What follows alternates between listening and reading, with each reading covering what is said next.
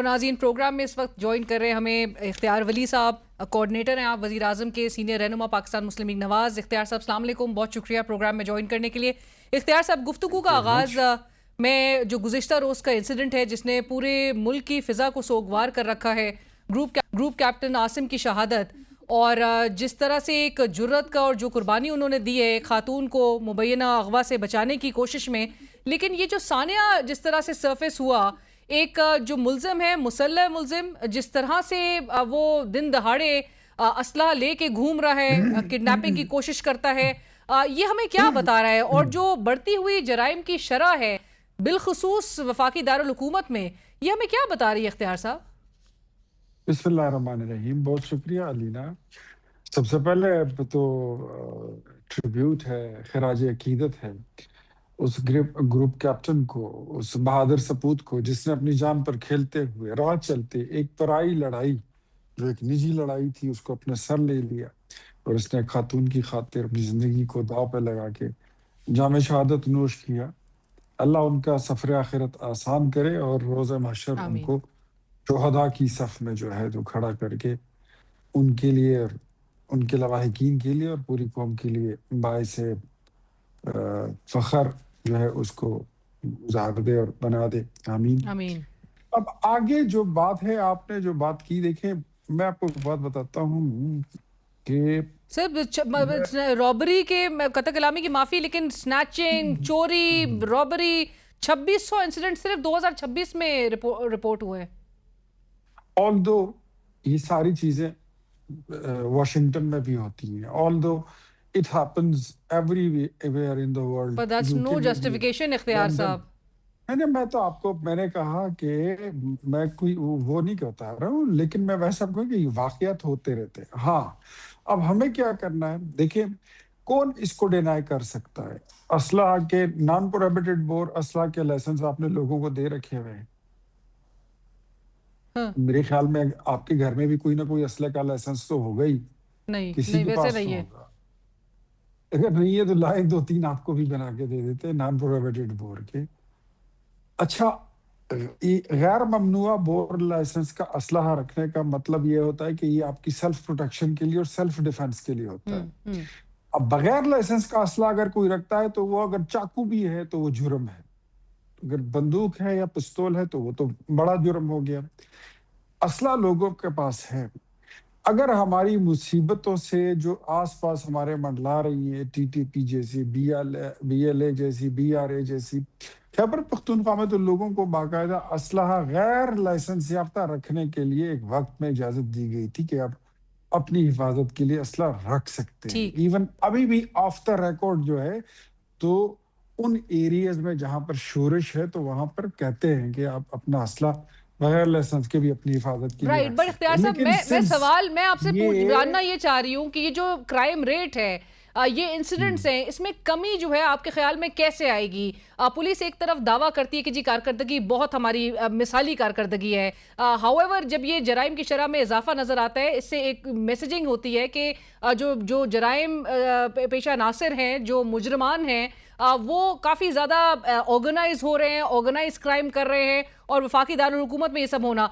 सवाल मेरा ये है कि क्या आपके ख्याल में पॉलिटिकल इन्फ्लुएंस तो कहीं पुलिस की प्रोफेशनलिज्म में आड़े नहीं आ रहा कि आप तरजीहात जो है वो किसी और तरफ लगा के ये तमाम क्राइम रेट जो है वो उसमें मुसलसल बतदरीज इजाफा नजर आ रहा है, विच इज अलार्मिंग।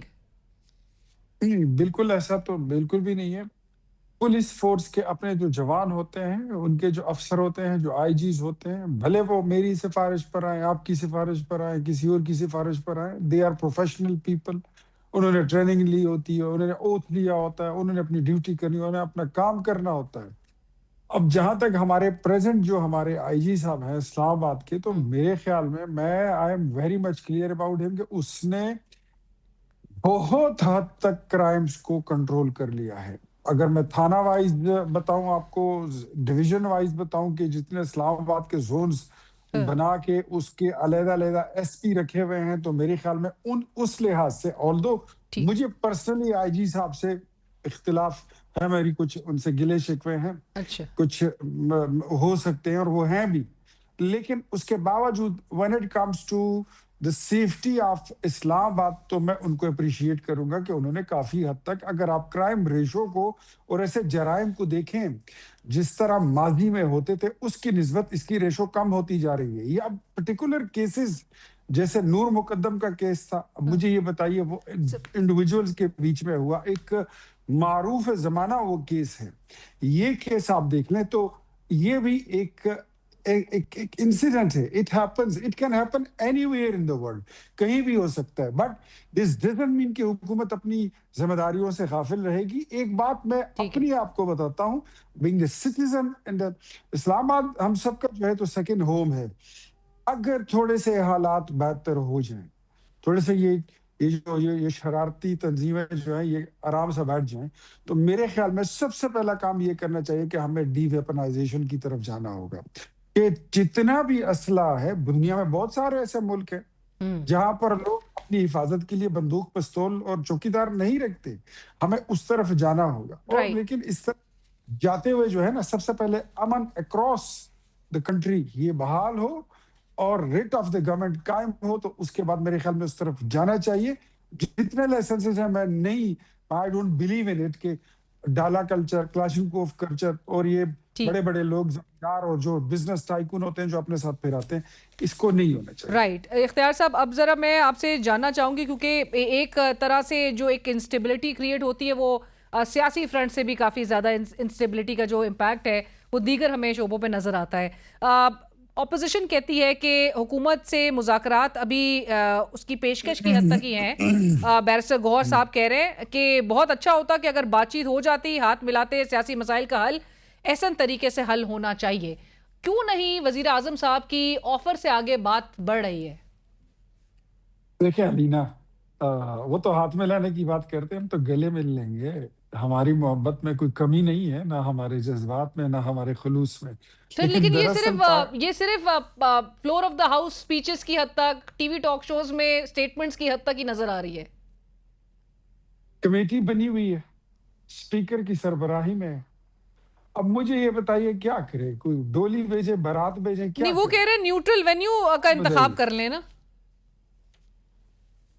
आप जाए ना, स्पीकर के पास बैठे, वेन्यू भी इंतखाब हो जाएगा और मेन्यू का इंतखाब भी हो जाएगा। अच्छा। दोनों इंतखाब हो जाएंगे, सब चले तो सही, अच्छा तो सही। लेकिन अगर आप रूठी बेगम की तरह ना हर वक्त आपके वो जो है ना, वो चादर और बुर्का जो है वो अपने हाथ में होके बस मैं मैके जा रही हूँ, ऐसे नहीं होते, ऐसे मुज़ाकरात होते नहीं। मेरे ख्याल में जो बैरिस्टर गौहर साहब नहीं बताना चाह रहे, आपको भी पता है, मुझे ही पता है, मैं वो आपको बता देता हूँ। बैरिस्टर गौहर साहब की जमात में कोई ऐसा बंदा नहीं है बिकॉज कि वो आए और वो मुज़ाकरात की मेज पर बैठे। बिकॉज इस पार्टी को चलाती इनकी सोशल मीडिया है, इसका कोई लीडर नहीं है, हाँ। इसमें कोई बड़ा नहीं है, तो वो इसमें पेशे उनके इमाम पार्टी के नहीं है। बानी ने सुन इंतखाब लीजिए कर ना, लिया है ना सुन चकजई लीजिए साहब का। ना, चकजई साहब के साथ आप मुज़ाकरात कर लें। छोड़ दे जी, आप छोड़ दीजिए ये बातें, उस पर भी मैं आपको बता देता हूँ। उनकी जमात को ड्राइव करती है उनकी सोशल मीडिया पॉलिसी, वहां से हाँ। बनती है। जो बंदा मुज़ाकरात की मेज पर जाएगा, उसकी ठीक। माँ बहन एक कर देंगे, उनको गालियां इतनी दे देंगे कि आपकी सोच है। तो वो पार्टी थोड़ी है, ये जमात थोड़ी होती है, उसमें कोई डिसिप्लिन ही नहीं है। ठीक। तो सीधी बात करें कि आपके पास खुद इख्तियार नहीं है मुज़ाकरात की मेज पर आने के लिए, बैठने के लिए। यू डोंट हैव एनी, भले आपके पास एजेंडा शायद हो, हाँ। लेकिन आपके पास न विजन है, ना आपके पास इख्तियार है, पर और ना आप ये काम इख्तियार साहब, हवाले हुकूमत कर के दे। पास इनको क्या ऑफर करने का इख्तियार है? क्या ऑफर करेंगे? मैंने तो आपने वेन्यू का कहा, मैंने मेन्यू का भी कह दिया। नहीं, और हुकूमत कितना आगे बढ़ इख्तियार के जो चाहिए ये आपको? Confidence building major, let's say अगर पीटीआई आ भी जाती है स्पीकर के पास, तो फिर आप उनको as a confidence building measure क्या ऑफर करेंगे? क्या करेंगे? अच्छा खाना भी खिलाएंगे, चाय भी पिलाएंगे, नहीं, प्यार भी बिसाइड्स करेंगे, दिस उनकी वो बात भी मुलाकात सुनेंगे। की डिमांड जो और मुसलसल कर रहे हैं इतने इसके हफ्तों से, अलावा इतने महीनों से, मुलाकात आप इंश्योर करवा देखो, सकते हैं? मेरी मेरी बात सुने, मेरी बात सुने। मुलाकात तो हमने इंश्योर करा दी।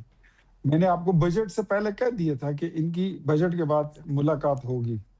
तो इनके पास तो न्योता आ गया, न्योता आ गया। बैरिस्टर गौहर ने उसकी तस्दीक भी कर दी कि बैरिस्टर सैफ के पास पैगाम आया हुआ है, हाँ। लेकिन किसी ने तो जाने दिया। बैरिस्टर सैफ उसको कहते हैं कि आप चले जाएं, हाँ, अलीमा बाजी कहती है आप जाएं। सलमान अकरम राजा साहब कहते हैं कि आप चले जाएं, ठीक। और सुहेल आफरीदी उनको कह रहे हैं कि आप ना जाएं। तो अब मुझे ये बताइए कि जिनकी तो अपनी पार्टी, जमात का आलम ये हो, हाँ, कंफ्यूजन है, वो आप समझते हमसे हैं। मुज़ाकरात पर कैसे आकर बात करेंगे? हम ठीक, तो, मैंने तो आपको कह दिया कि वेन्यू और मेन्यू दोनों के लिए तैयार है, ठीक है। लेकिन ये कुछ बने ना, अब दिखाए ना, आए जरा मैदान राइट। में सो बैठे। हुकूमत का ख्याल है कि ये स्पीकर के पास आए और उधर से आगे हुकूमत के पास इनको ऑफर करने के लिए बहुत कुछ है। बट डेफिनेटली इख्तियार साहब, मुझे अब जरा आपसे क्विकली पूछना है, then I am instructed to wrap up. वजीर आला खैबर पख्तूनख्वा सोहेल आफरीदी साहब ने बड़ा दो टोक ऐलान कर दिया है। वो कह रहे हैं करप्शन के लिए अब जीरो टॉलरेंस है, और अगले 3 माह के अंदर अंदर उन्होंने अब वो उनका जो एक घड़ी है वो उसकी टिक टिक जो है वो शुरू हो चुकी है। वो कहते हैं किसी भी सतह पर करप्शन, बदउनवानी अब बर्दाश्त नहीं होगी। अवाम मुतमईन ना हो तो अच्छी से अच्छी प्रेजेंटेशन का कोई फायदा नहीं। 3 माह बाद दोबारा कारकर्दगी का जायजा लिया जाएगा। आप हंस रहे हैं, दी गई हिदायत पर वो कह रहे हैं अमल दरामद की बुनियाद पर सजा और जजा का फैसला होगा। इख्तियार साहब, आपको तो खुश होना चाहिए, आपके खैबर पख्तूनख्वा सूबे में अब इस तरह से मुतहर्रिक हो गए हैं सीएम साहब। मारे खुशी के ही हंस रहा हूँ, और आप भी ये खबर पढ़ते हुए मुस्कुरा रही थी। आप नहीं, भी हंसी मैं को मुस्कुराई थी, कंट्रोल मैं करेंगे। हैरत है मुझे कि आप हंस रहे हैं। मैं मैं इसलिए हंस रहा हूँ कि वो बिल्ली और दूध वाली रखवाली की बातें हैं। अगर एक बंदे का नाम है पतंग, हम्म। वो है, इनका कजन है अफरीदी साहब का, हम्म। अगर ये सिर्फ एक पतंग को काबू कर लें, उसके तनाव कंट्रोल कर लें, तो मेरे ख्याल में सूबा ठीक हो जाएगा। और अगर वो पतंग को ही कंट्रोल नहीं कर सकते हैं, तो फिर डोरी क्या, तो तनावे क्या, तो मांझा क्या, तो सूबा क्या। और ये कॉस्मेटिक ग्लास ओवर जो है ना, ये छोड़ दें। अच्छा। इनसे पहले भी एक वजीर आला थे, वो कहते थे कि जिसने करप्शन की, हंसी मुझे इस बात पे आ रही थी कि जिसने करप्शन की तो आपने सीधे जाके उसको ईंट मारनी है। याद है आपको?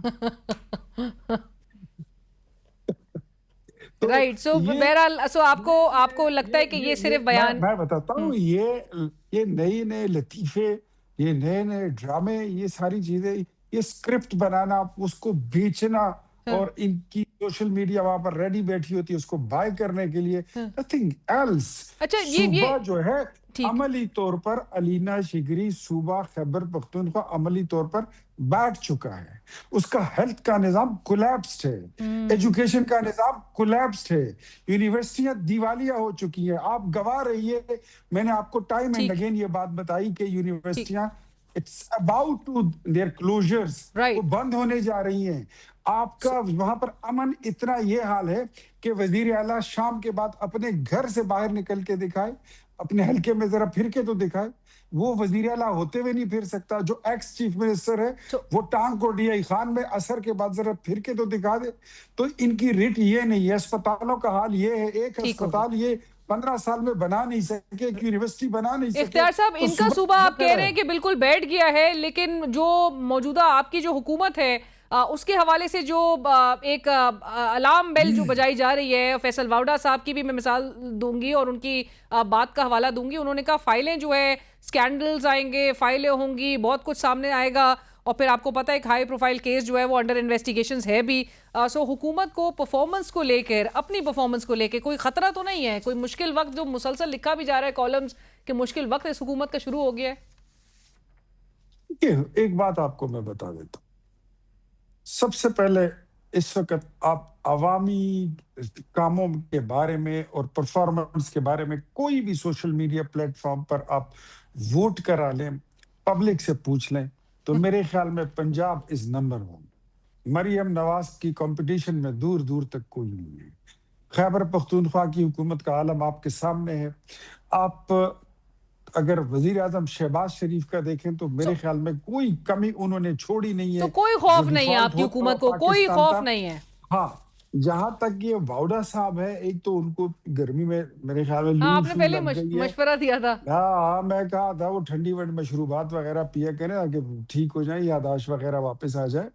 दूसरी बात यह है कि वाउदा साहब जो है, वो भी मेरे ख्याल में अब उनकी यादाश्त सेट हो चुकी होगी कि गुज़श्ता इमरान खान साहब की हुकूमत में उनके क्या क्रेडेंशियल्स थे ठीक। और उनकी क्या कारस्तानियाँ थी, वो वाली सारी फाइलें जो है वो फाइलों के ऊपर पड़ी हुई हैं। अच्छा अगर फाइलें कभी खुलेंगी ना, वो खिड़की और वो दरवाजा खुल गया, तो उसमें पहली बारी जो है फैसल वावड़ा साहब की आएगी। अच्छा इसमें ये मुझे कोई शक नहीं है। राइट इख्तियार साहब और वक्त की हमें कमी है बट जी हम जी एक बात आपको ये जी बता जी दें कि हमारे लिए हम पहली बार हुकूमत में आए हैं ना आखिरी बार आए हैं। अच्छा इसके बाद फिर भी हुकूमत बनाएंगे, फिर भी बनाएंगे, बिकॉज हम ही हैं जिन्होंने परफॉर्म किया है ऑन ग्राउंड।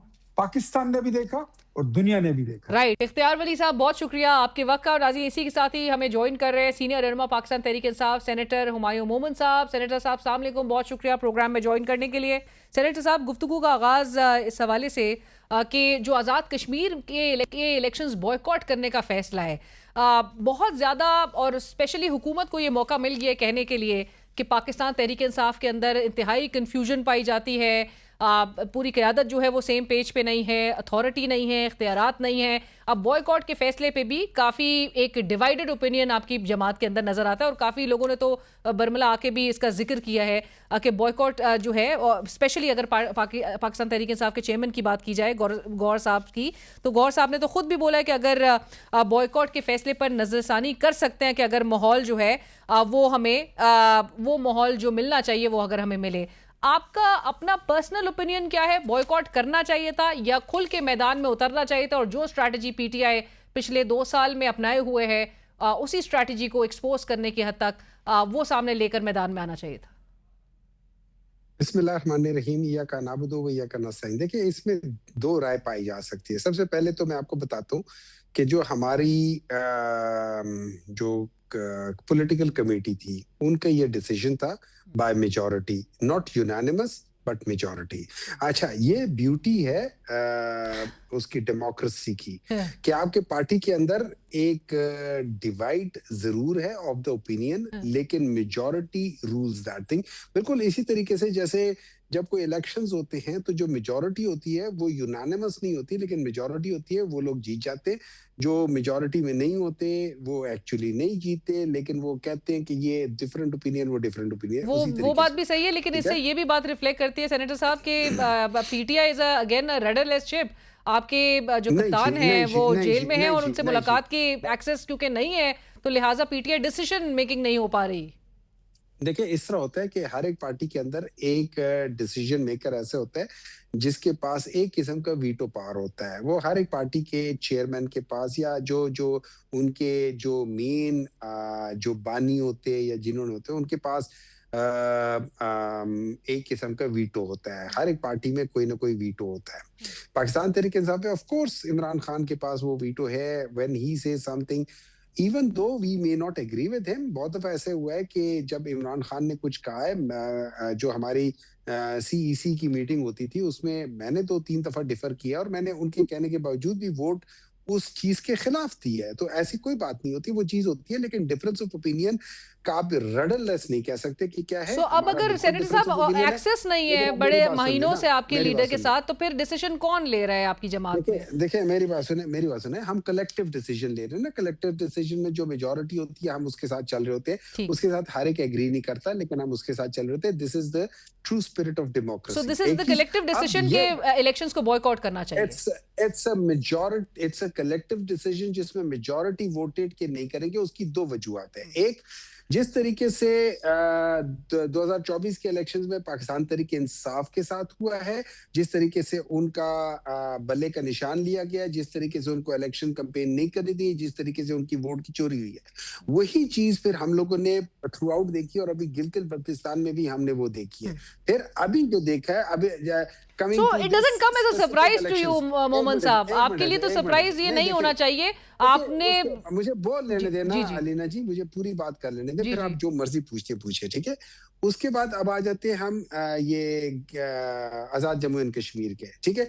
इसमें देखें कि आपका जो हाई कोर्ट है वो कहता है कि इनको आप as a political party register करो। अच्छा, हमें बेशक बल्ले का निशान ना मिले, as per the election act 2017 और कॉन्स्टिट्यूशन, आप हमें हमारे एक बल्ले का निशान हटा सकते सकते, लेकिन पार्टी को as a political party deregister नहीं कर सकते। लेकिन यहाँ पे हमें पाकिस्तान के सुप्रीम कोर्ट ने और फिर अभी यहाँ पे जो आजाद जम्मू एंड कश्मीर के सुप्रीम कोर्ट ने हमें एग्जैक्टली वो किया जो अनकॉन्स्टिट्यूशनल है। जब इन चीजों को सामने रखे तो फिर एक बहुत बड़ा ओपिनियन आ जाता है कि हमको इन्होंने हराना है ही है, 2-3 को जिता के बाकी हरा देंगे और उससे कम से कम पूरे इलेक्शन को लेजिटिमेसी मिल जाएगी। तो इस बेसिस पे नहीं कहा। अब इसका जो दूसरा रुख है, लेट्स से मेरे जैसे बाज लोग और या बाज लोग जो भी है वो कहते हैं कि क्यों करना चाहिए। देखिए, आप पॉलिटिकल वॉइड नहीं क्रिएट करना चाहते हो, आप लोग अपने हलकों में जाके करना चाहते हो and you still want to fight to the end and you stand over there. ठीक है। अच्छा, एक और चीज है जो पहले वाले के हक में जाते हैं, वो इमरान खान ने कहा था कि आप लोगों ने इलेक्शंस का बॉयकॉट करना है। जो हमारे गिलगित बल्तिस्तान का था उसमें ये हुआ था कि हम लोगों ने जैसे बाकी लोगों का था उसमें सबके एक मुश्तरका राय थी कि हम लोग करके देखते हैं, लेकिन हमें उसकी वही चीज नजर आई जो इमरान खान। मोमन साहब, जब गौहर साहब कहते हैं कि सियासत में कोई हरफ आखिर नहीं होती, आखिरी चीज नहीं होती, बॉयकॉट के फैसले पर रिव्यू किया जा सकता है अगर माहौल जो है वो हमें मिले जो मिलना चाहिए, तो यानी कि ये फैसला जो है वो वापस भी लिया जा सकता है। और दूसरी तरफ आपको ये भी पता है कि माहौल जहां पर आपने खुद कहा कि अब तक नहीं मिला है, तो फिर क्या समझा जाए कि ठोस फैसला है फिर ये बॉयकॉट का?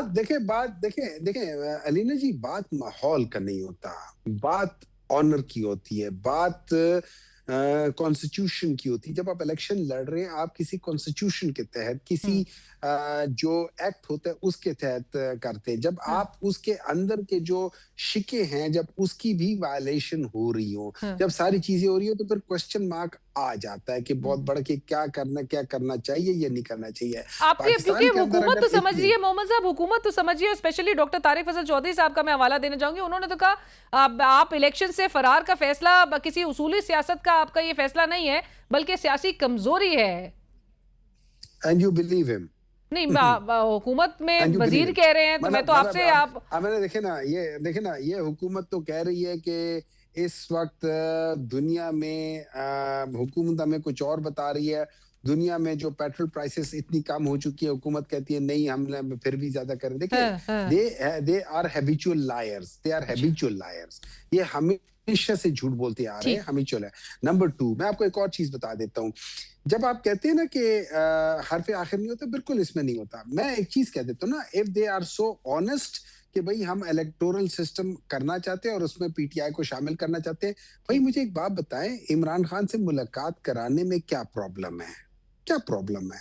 अगर आप ये समझते हैं कि यार देखो ये फलाना बंदा जो है ना ये आके गलत बयानी करता है, तो आप उन लोगों को भेज दें जिनका जो जनरली अगर कोई सख्त बात भी होता है, उसी सख्त बात को उसी तरीके से बयान करने की बजाय अल्फाज के चुनाव को बेहतर करके इंसान कुछ और भी कर सकता है। देखिए, मैं पॉलिटिकल स्टांस मेरा जो है ना वो वही रह सकते हैं, अल्फाज के चुनाव मेरे फर्क हो सकते हैं, लेकिन पॉलिटिकल स्टांस मेरा वही रहता है। बट सेनेटर साहब, आपके बानी की जो ममशीरा है नौरीन न्याज़ी साहिबा, उनको मुलाकात के हवाले से कहा जा रहा था कि उनको मुलाकात की इजाजत मिल रही है, लेकिन परहाप सलीमा खान साहिबा ने रोक रखा है। सो यानी कि मौका जो गवाया जा रहा है उससे तो इंप्रेशन मिल रहा है कि आप लोग के एंड से है। अलीना जी, मैं आपको थोड़ा सा कर देता हूँ, please do not confuse the political party with the family. वो फैमिली है, फैमिली में वो 1 को मिलाना चाहते हैं, 2 को मिलाना चाहते हैं, 3 को मिलाना चाहते हैं, कैसे मिलाना चाहते हैं, दैट्स टोटली सेपरेट। वो चाहते हैं वो तीनों के तीनों फैमिली मेंबर्स जो उनके सिबलिंग्स हैं वो एक साथ जाके मिले, विच इज फेयर इनफ, लेकिन वो उनके फैमिली वो है। आप पॉलिटिकल पार्टी देखिए, आप लोग कंफ्यूज करते हैं पीएमएलएन को और पीपल्स पार्टी को पीटीआई के साथ। वो दोनों फैमिली पार्टीज हैं, उसमें फैमिली के होना सारी चीजें जरूरी है। हमारे उसमें फैमिली का होना जरूरी नहीं है, हमारे उसमें पॉलिटिकल पार्टी के लोगों का होना जरूरी है। उसमें से आप 2 चुन लेना, 3, 1 बिल्कुल ना करे, 2 ना करे, 3 को जरूर इसलिए करें। तो वो बात ठीक है, हम बिल्कुल अवाम भी कंफ्यूज नहीं करते, लेकिन अलीमा खान साहिबा को जहां पर टाइम एंड अगेन सामने आके मंगल के हवाले से खुद कॉल देनी पड़ रही हो, पार्टी को एक तरीके से उसके लिए एक लिटमस टेस्ट जो है वो रखा जा रहा हो कि 10,000 बंदा जो है आपने हर मंगल इकट्ठे करना है, सब ने आना है, जो पोजीशन जो पार्टी में जो ओहदेदारान हैं उन्होंने इंश्योर करनी है कि तादाद वो लेकर आए। सो इससे कोई और कंफ्यूज नहीं कर रहा, लेकिन बज़ाहिर तो चीजें आपके सामने फैक्ट्स है। देखिए, ऐसा है कि अलीमा खान साहिबा की ये ख्वाहिश है, जरूर है, होनी भी चाहिए, हम भी उनके साथ खड़े होंगे, ज़रूर होंगे। लेकिन हमारा जो कमांड आती है वो अलीमा खान साहिबा जो हैं पीटीआई की लीडरशिप को कमांड करे। पीटीआई की लीडरशिप से जब कमांड आएगी तो उसका इम्पैक्ट डिफरेंट होगा। लेकिन अगर अलीमा खान साहिबा से आएंगी तो हो सकता है बहुत सारे लोग, क्योंकि इमरान खान ने बड़े ओपनली हमेशा कहा हुआ है कि पाकिस्तान तहरीक इंसाफ में फैमिली पॉलिटिक्स नहीं हो सकती है। तो उस लिहाज से खास तौर पे देखिए इस तरह होता है, तो फैमिली आप कह रहे हैं पॉलिटिक्स कि मीन्स दो अलीमा खान चीजें, साहिबा एक होती है पार्टी की लीडरशिप को बताए और लीडरशिप पर आगे कन्वे करे। बट मोमन साहब, नून लीग के इख्तियार वली साहब थे, उन्होंने कहा कि आपकी party is majorly driven by social media. Social media का प्रेशर होता है कि जो आपको मुज़ाकरात के हवाले से भी एक जो तजब्जुब का पीटीआई शिकार नजर आती है, वो भी सोशल मीडिया का प्रेशर है कि इनके साथ नहीं बैठना। और अभी भी हुकूमत ऑफर कर रही है, वजीर आजम की ऑफर इज इन प्लेस कि स्पीकर साहब के पास आप लोग आए और स्पीकर साहब जो है वो वेन्यू भी ऑफर करेंगे, एक न्यूट्रल, और मेन्यू भी ऑफर करेंगे। पहले डिफाइन कर ले, what do you mean by social media? क्या सोशल मीडिया में आप हैं? नहीं, मैं क्या बिल्कुल। सोशल मीडिया आप हैं ना? आप हैं ना? अच्छा, क्या सोशल मीडिया में बाकी अवाम है? क्या सोशल मीडिया में इख्तियार वली साहब है? क्या सोशल मीडिया में मरियम नवाज है? क्या सोशल मीडिया में नवाज शरीफ है? क्या सोशल मीडिया में इमरान खान है? क्या सोशल मीडिया में बाकी पॉलिटिकल लोग हैं? क्या सोशल मीडिया में सारे लोग नहीं है? ये वही लोग हैं जो बाद में अवार्ड देते हैं। तो सोशल मीडिया में एक्चुअली उनको प्रॉब्लम ये है कि सोशल मीडिया है पढ़े लिखों का मीडिया, वो लोग अनपढ़ लोगों की पार्टी है, उनके ज्यादातर लोग सोशल मीडिया में नहीं जा सकते। तो इस वजह से उनको प्रॉब्लम हो जाती है। यहाँ पे उनका एक सिवियर डिसएडवांटेज है। पाकिस्तान तहरीक इंसाफ को यहाँ पे एक सिवियर एडवांटेज है। तो इस सिवियर एक बैकलैश का भी फिर पाकिस्तान तहरीक इंसाफ को सामना करना पड़ता है सोशल मीडिया पे। वो तो नहीं बैकलैश का नहीं है। देखिए इस तरह है कि अब मैं आपके साथ एक चीज पे डिफर करता हूँ। आप अपने प्रोग्राम में कहते हैं डॉक्टर हुमायूं टेररिस्ट है। मैं आपका क्या कर सकता हूँ? मेरे पास तो माइक नहीं है ना, आपके पास है। अब उनके पास हुकूमत है, वो जिसको मर्जी ब्लैकलिस्ट कर ले, जिसको मर्जी फोर्थ स्केड्यूल में डाल ले। अब सोशल मीडिया ही का आप पावर देखिए, क्योंकि मैंने जिस तरह से कहा कि रिएक्शन बड़ा स्ट्रांग आता है आपकी पार्टी बेस की तरफ से, पार्टी सपोर्ट बेस की तरफ से। आपकी कोलीग हैं सेनेटर मशाल यूसुफजई साहिबा, उन्होंने ट्वीट किया आज ही, और उन्होंने ट्वीट में अपने लिखा कि इमरान खान साहब से मुलाकात की कोई आसार नहीं नजर आ रहे। अगेन फिर वो आगे लिखती हैं कि जो लाएअमल है कि आइंदा का लाएअमल क्या होगा, जिसका कौम को पिछले 8 माह से इंतजार है। सो उम्मीद है कि मंगल को या डियाला के सामने कोई वाज़ेह लाएअमल सामने आ जाए। आ रहा है लाएअमल कल हुमायूं साहब? देखिए लाएअमल ठीक है, I respect everybody's point of view. मुझे बात अब समझ नहीं आती कि लाएअमल से क्या होगा। आपके पास सिर्फ देखिए, आपके पास जो नहीं, लाएअमल एज इन के either you go for engagement या फिर आप मज़ाहमत करें। सुन ले। मुझे इसलिए समझ नहीं आती कि जिस मुल्क में अगर कॉन्स्टिट्यूशन एक्चुअली रूल करता हो तो चलो मैं मज़ाहमत कर सकता हूँ, लेकिन अगर रूल ना कर रहा हो तो फिर अगर मैं जो ही बाहर निकलूंगा मेरे ऊपर या उन सब लोगों के ऊपर गोलियां चल जाएंगी, या उनके ऊपर टेररिज्म एक्ट्स आ जाएंगे, या उनके ऊपर उन सब को आप लोग क्या कह सकते हैं उसे, ये दहशतगर्द करार दे देंगे, या उनको आप बैन पॉलिटिकल पार्टी कर देंगे, या जो भी है इस किस्म की चीजें कर लेंगे। तो इसका मतलब ये है कि पाकिस्तान के अंदर इस वक्त पॉलिटिकल आजादी नहीं है। जब पॉलिटिकल आजादी नहीं है तो मैंने उस लिहाज से, लेट्स से अगर किसी जगह पे बहुत ज्यादा माइंस बिछी हुई हैं, तो अगर आप उसमें बगैर सोचे समझे भागना शुरू कर दोगे तो आपको नुकसान ज्यादा होगा। बहुत शुक्रिया। I am instructed to wrap up, और इसी के साथ ही प्रोग्राम की टीम अलीना शिकरी को इजाजत दीजिए। अल्लाह हाफिज।